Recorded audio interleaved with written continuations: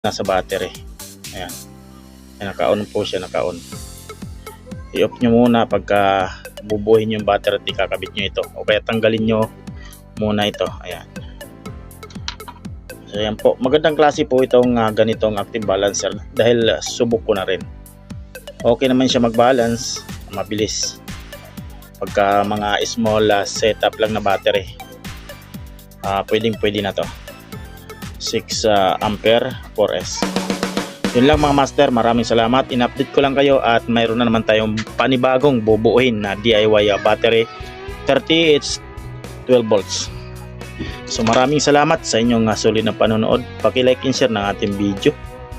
At kung napadaan ka lang sa channel ito, huwag kalimutan mag-follow para updated kayo sa mga ganitong upload na video. Maraming salamat mga master.